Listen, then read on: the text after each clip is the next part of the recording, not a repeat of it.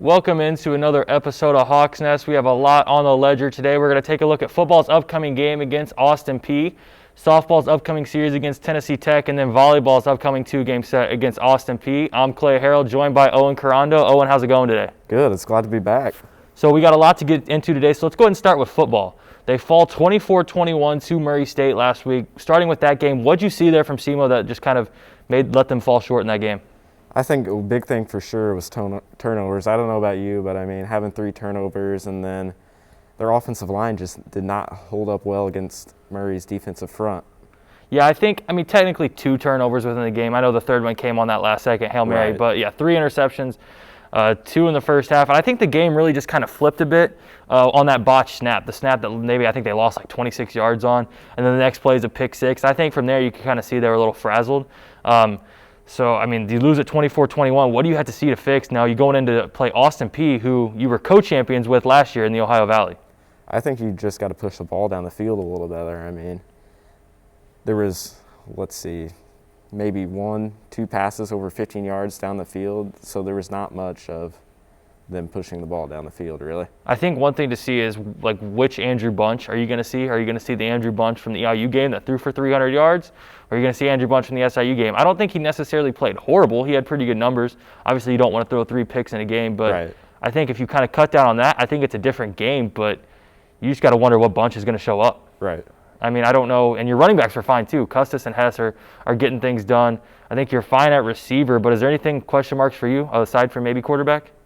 Not really. I mean, the defense is what held them in that game. The defense had a couple takeaways themselves. So, I mean, if your defense plays just as well as they did, I mean, a Bunch steps it up just a little bit, you're good to go. Yeah, you mentioned the defense. I mean, Bunch throws a pick, and then the next play, I mean, Murray State tries to take a shot play down the field, and there's Al Young to come up with a big interception that kind of flipped the momentum. Shabari Davis had a pick 6 that kind of, for briefly there, I think it was 3 minutes between when Murray State came back down to score, but you had all the momentum. I mean, Houck was pretty loud at that point, and it kind of felt like, hey, maybe they can get it done.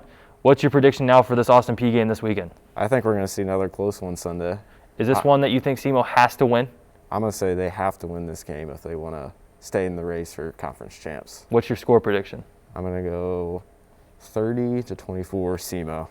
I think it's going to be – I don't know if it's going to be that high scoring because I think both of these teams are teams that have been there. This is going to have, I think, a playoff feel to it because I think both teams know what's at stake. They still have to play Jacksonville State, and SEMO gets them the week after Austin Peay. So I think it's going to be a good one.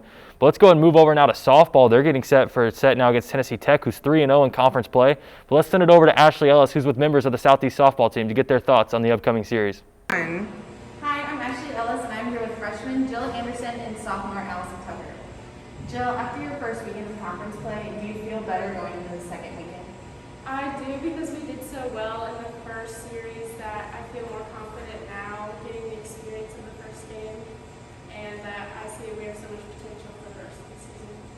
Allison, how's the transition going from your previous school to this school?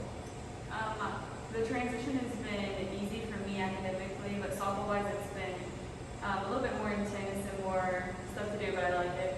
Do you feel like the SEC play that we played in the beginning of the season has prepared you for the conference? I know. I feel like the faster pace and just the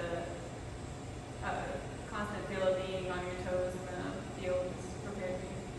There you go. That is the Inside Scoop with SEMO Softball. I'm Ashley Ellis. Back to you, Clay.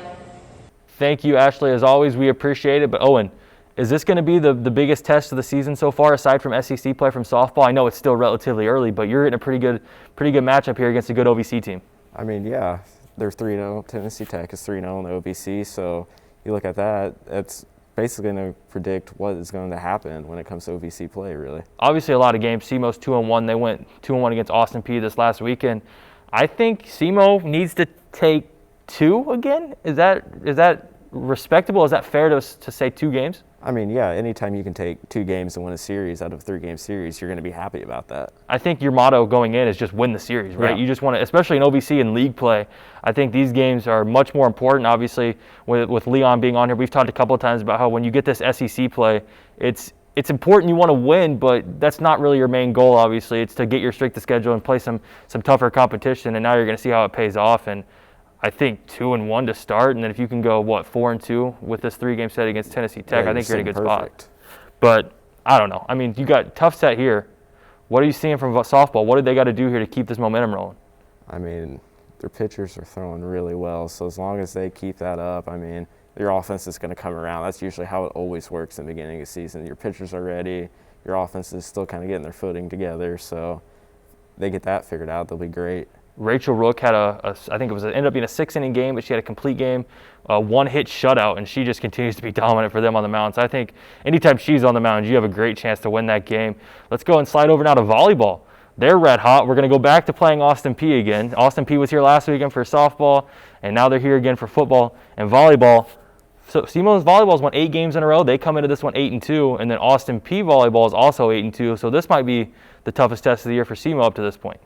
I mean, yeah, when you look at it, SEMO's on the roll. They got the momentum going, but they're facing their toughest test of the season here, like you said. So as long as they keep doing what they're doing, keep communicating, limiting their errors, limiting their serve errors, and just executing their game plan perfectly, then they'll be fine. I mean, they're the hottest team in the OVC right now, 8 in a row. I mean, it doesn't get much better than that, obviously. And then if Claire Oakes keeps playing like she's playing, it's going to be tough to beat that team. I think she does a lot for them. Obviously, Lainey Malloy, the outside hitter, Maggie Adams, middle blocker. I think that's a team that if they can keep this up, they can maybe see themselves winning 10, 12 in a row and being red hot going into tournament play. Is there one player for the volleyball team that you've seen that's really stuck out? Man, I know you already mentioned this, but Lainey Malloy, just her leadership she has on the court and how if her team falls behind, she can just spark that rally. It's unbelievable. Yeah, we saw that last home series. I think they went down 3 or 4-0, and she came right back with like a 5-6-0 run. Claire Oakes obviously big in that, but a lot to look forward to. SEMO sports are really on a roll right now, and I think it's pretty exciting times. It is for sure. So that's all we have for the SEMO Sports edition of Hawks Nest. Be on the lookout for the Pro Sports edition of Hawks Nest coming later in the week. For Owen Korando, I'm Clay Harrell, and we say have a great weekend.